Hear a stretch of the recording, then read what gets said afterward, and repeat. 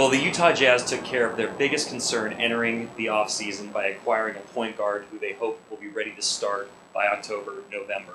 Tyrone Corbin said tonight, obviously, that the Jazz don't necessarily know how free agency will play out or how quickly Trey Burke will pick up the Jazz system, how quickly he will mesh with players. But obviously, as the ninth pick in the draft, a guy who was projected to go as high as number 2, he is a player that is expecting to have a huge role to start.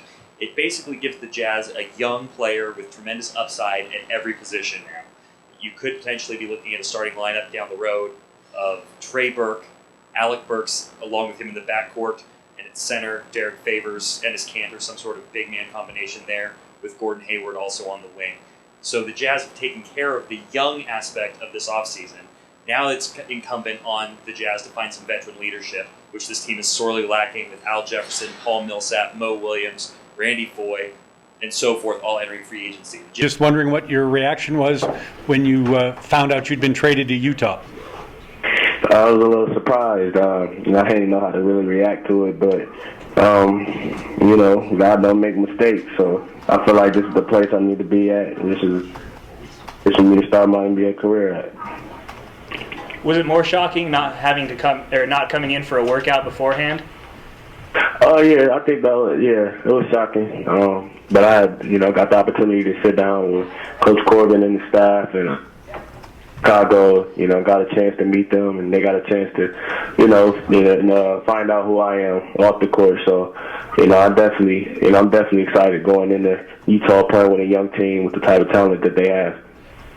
We got fortunate, I think, with the selections that went before us that allowed Minnesota to make the decision to move off the pick.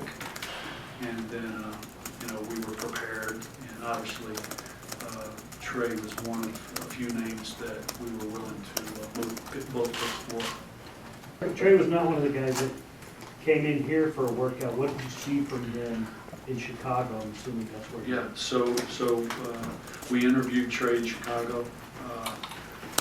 He played to the final game. I think everybody knows the accolades, and that's good. Trey's going to soon find out that no one cares that he was National Player of the Year. He was, again, someone that the scouts liked, the management liked, our analytic people thought that, he was predictive as well. And again, it got down to tie at the end, because we did like 14, we did like 21. There were good players available to us, but given our needs, given Trey's style of play, I think, again, Ty kind of pushed that through. Ty, you needed a point guard desperately and get for all accounts, the top point guard in the draft.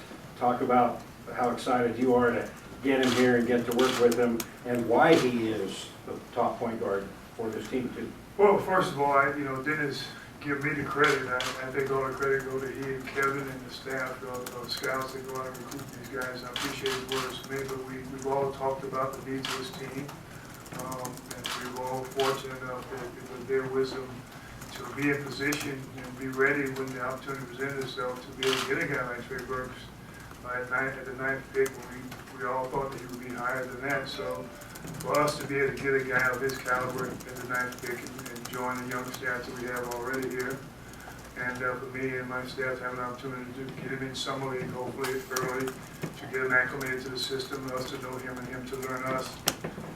We're really excited, man. And talking to him on the telephone, he's excited about the opportunity here and looking forward to his work. Are you guys anticipating throwing him into the fire right away? Do you look at him as a starting point guard, or can you say that? We'll see. We'll see. One of the things that everybody will start doing, they'll look at our roster and automatically think that he will start. And as all the guys on the team know, that they have to earn minutes on this roster, on this team and this franchise. So he's certainly capable. We're looking forward to working with him and seeing how fast he picks things up.